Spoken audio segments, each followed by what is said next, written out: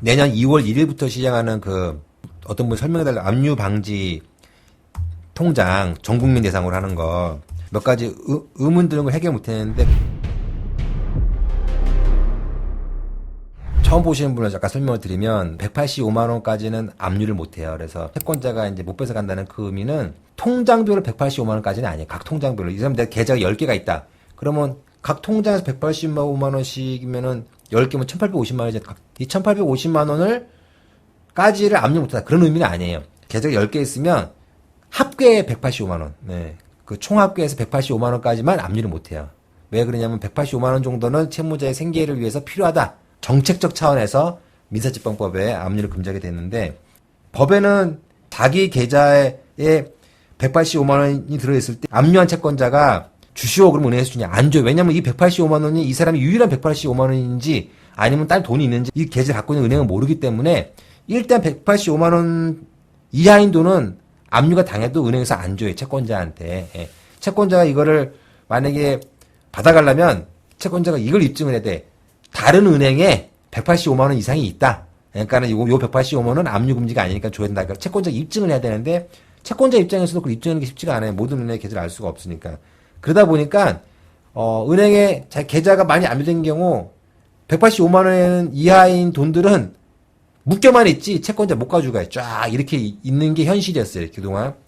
법에는 185만 원까지만 압류가 금지가 돼 있는데 채권자는 185만 원 이상이 이렇게 은행에 많이 있음에도 못 갖고 가는 게 저기 뭐 채권자 입장에서는 좀 억울하지 않냐. 그렇게 볼 수 있고 또 채무자 입장에서도 이게 묶여 있으니까 아까 이제 예를 들어서 뭐 100만 원씩 10개의 계좌에 돈이 들어 있다. 그럼 이게 다 묶여 있잖아요, 지금.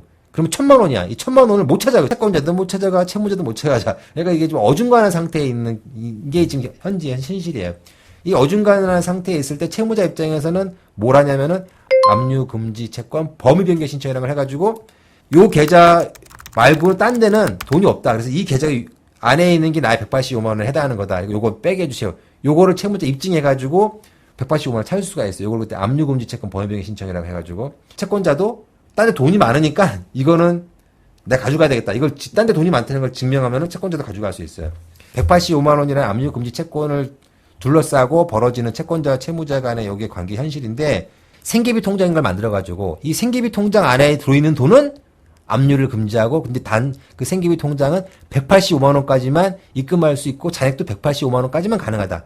만약 185만 원을 초과하던 입금하면은 다른 계좌라는 건 뭐야? 압류가 가능한 계좌로 초과분을 이체하게 되고 그리고 입금은 185만 원 입금이 돼 쌓이다 보니까 185만 원 넘는다. 그래서 100만 원, 100만 원 두 번 입금하면은 200만 원이 되잖아요. 그러면 장은행에서 15만 원은 뭐 이제 다른 압류가 가능한 다른 통장으로 자동으로 이체하게 하는 그런 통장을 만들겠다는 거예요. 내년 2월 1일부터 뭐 전 국민은 이런 생계비 통장 하나를 만들 수 있다라는 거예요.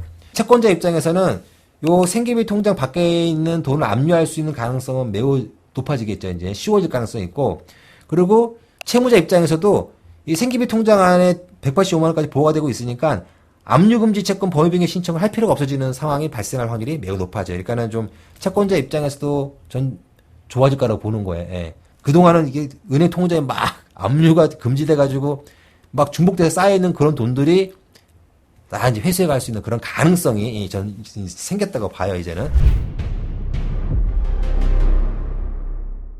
이게 내년 2월 1일부터 시행되는 건데, 민사집행법 제246조의 이 생계비 계좌. 대통령령으로 정하는 금융기관은 예금자, 자연인에 한한다.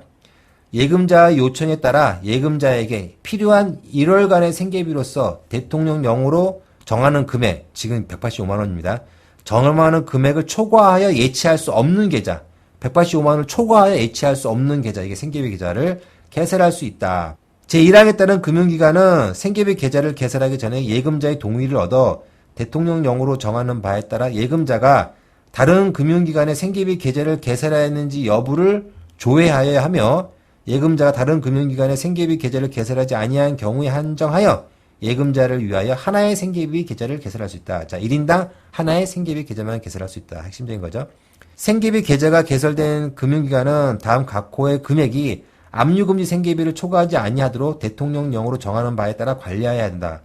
생계비 계좌 예치된 금액, 이건 잔액이죠. 잔액이 185만 원을 초과하면 안 된다. 한 달 동안에 들어오는 돈이 185만 원을 초과하면 안 된다는 거죠. 그 초과하면은 압류될 수 있는 통장, 생계비 계좌가 아닌 비생계비 계좌, 즉 압류될 수 있는 계좌로 자동으로 이체하는 그런 프로그램을 만들겠다는 거예요. 이게 생계비 계좌인데 이걸 시행하기 위해서 법이 약간 바뀐 게 있어요. 그 246조 1항 236조가 뭐냐면은 이제 다른 압류금지 채권이 뭐가 있는지를 말하는 건데 8. 제246조 2에 따른 생계비 계좌에 예치된 예금, 요거는 이제 압류가 금지된다는 거고, 9. 제8호에 따른 예금 외에 채무자의 1월간 생계 유지에 필요한 적금, 부금, 예탁금과 우편 대체를 포함한다. 그러니까는 제8호에 따른 예금 외에 채무자의 1월간 생계 유지에 필요한 8호에 따른 예금 외에 요 문장 없이 채무자의 1월간 생계 유지에 필요한 예금, 요게 원래 있었어요. 요 조항이. 그러니까 채무자의 1월간 생계 유지에 필요한 예금은 압류하지 못한다는 거죠. 이게 원래 있던 조문이에요. 그래서 요 조문 때문에 185만 원 압류하지 못했던 거예요. 요게 제8호에 따른 예금 외에 이런 말을 붙였어요. 이게 왜 이게 있는가? 제가 이제 지난주에는 이렇게 내가 생각을 해가지고 못했는데 그 국회에 들어가가지고 이 법을 만들 심사 보고서를 보니까 이런 얘기예요. 이런 얘기. 제8호 따른 예금 외에 채무자 1월간 생계 유지에 필요한 예금. 요거는 뭐냐? 저 생계비 계좌에 185만 원이 아니라 뭐 50만 원밖에 안 들어있는 경우. 그러면 생계비 계좌에 있으니까 압류 못하죠. 근데 다른 계좌에 만약에 100만 원 들어있어. 그러면 생계비 계좌에 들은 50만 원과 다른 계좌에 있는 100만 원 합하면은 150만 원이잖아요. 185만 원까지 압류가 금지되니까 생계비 계좌가 아닌 계좌에 100만 원이 들어있다 하더라도 이 생계비 계좌가 185만 원이 안 들어있으면 그 총액 185만 원 한도 내에서 생계비 계좌가 아닌 계좌에 들어있는 예금도 압류가 금지된다 이런 거예요. 그러니까 생계비 계좌에 들어있는 거는 무조건 압류 금지되고 근데 생계비 계좌에 들어있는 돈이 185만 원 초과할 수 없으니까 조금 들어있을 수 있어. 뭐 50만 원. 그러면 이제 185만 원에서 50을 빼면 135만 원. 145만 원 초과하지 않은 범위 내에서 다른 계좌에 들어있는 돈도 압류할 수 없다. 그런 내용이었습니다. 제가 지난번에 이거 설명을 못 드려가지고 한번 설명을 드리는 겁니다. 네.